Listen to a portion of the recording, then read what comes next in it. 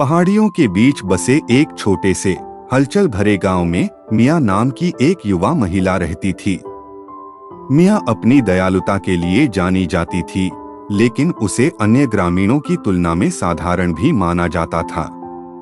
जबकि अन्य लोग विभिन्न तरीकों से प्रतिभाशाली थे, चाहे खेती में, शिल्प कौशल में या नेतृत्व में, मिया एक दर्जी के रूप में काम करती थी, चुपचाप कपड़े ठीक करती थी और साधारण कपड़े बनाती थी। एक दिन गांव में भयंकर सूखा पड़ा। उन्हें पानी देने वाली नदी सूख गई और फसलें सूखने लगी।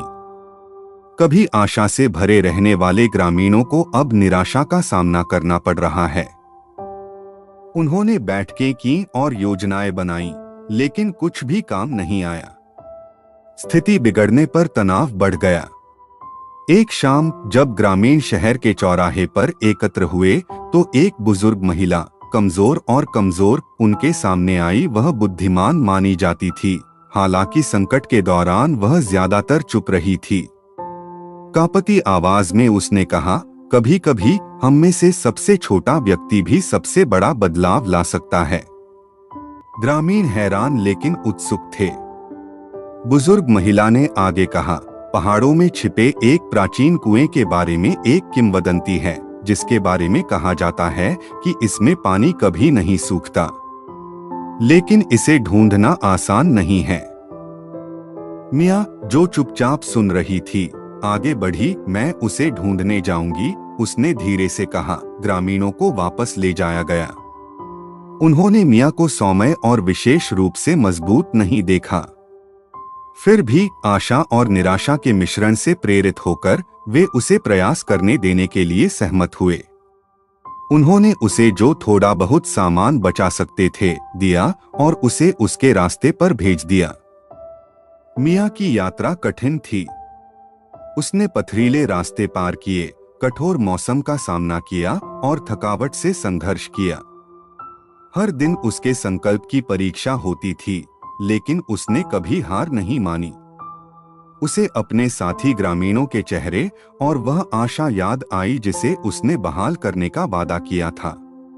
कई हफ्तों की मशक्कत के बाद आखिरकार मिया को वह प्राचीन कुआं मिल गया। वह लताओं और चट्टानों के घने पर्दे के पीछे छिपा हुआ था, मानो वह अपने बहुमूल्य उपहार की रक्षा कर रहा हो। बड़े प्रयास से मिया प्रवेश द्वार को साफ करने और कुएं से पानी पीने में कामयाब रही।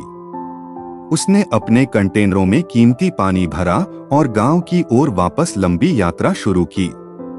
जब मिया वापस आई तो गांव वाले हैरान रह गए। वे उसके चारों ओर इकट्ठे हो गए और उसने सबके साथ पानी बांट लिया। पानी ने न केवल उनकी फसलों को पुनर्जीवित किया, बल्कि उनकी आत्माओं को भी फिर से जीवंत कर दिया। गांव एक बार फिर समृद्ध हुआ और मिया को एक नायक के रूप में मनाया जाने लगा।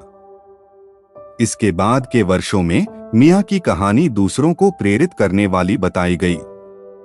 यह केवल कुआं खोजने के बारे में नहीं था, बल्कि उस दृढ़ संकल्प और आशा के बारे में था जिसने उसे प्रेरित किया था।